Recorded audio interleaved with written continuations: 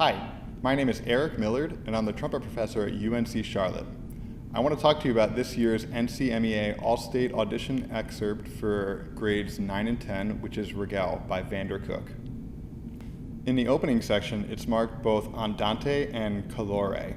So calore translates to warm or warmth, and I think this is a great place in the music to really showcase the beauty in your tone and overdo the phrasing and the musical gestures you can. Be sure, even though we're at a slower tempo, that you're very precise in your time and rhythm until it's marked for tempo changes and rubato.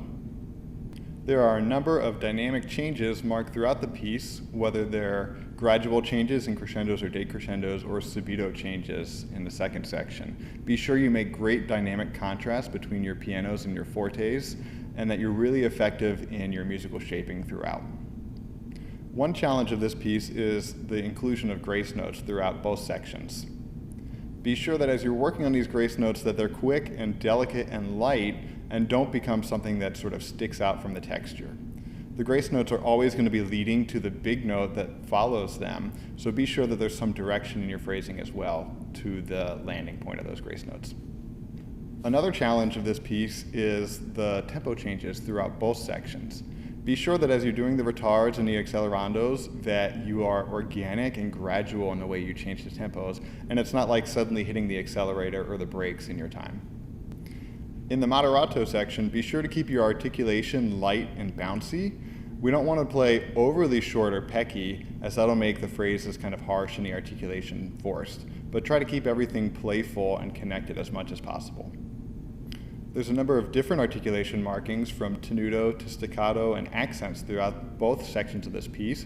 Be sure that each one of those articulation markings is clearly defined and different from the others, and that you're effective in creating the musical nuances that are asked for. The addition of the tempo changes in the second section in particular add a lot of room for drama in your interpretation. So be sure that you really overdo your musical ideas and really try to create great style throughout this entire section.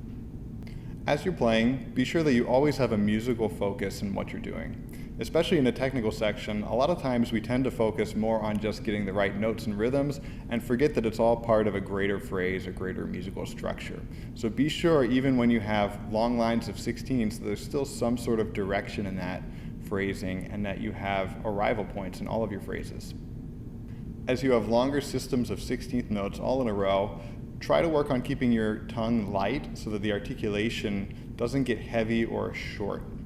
Remember in your preparation that two things are of the utmost importance as we are playing trumpet. That is having a great sound and playing with great musical expression. If you can accomplish both of those things in your audition, you'll probably set yourself apart from most of the other trumpet players there. I wish you the best of luck as you prepare for the auditions and take them.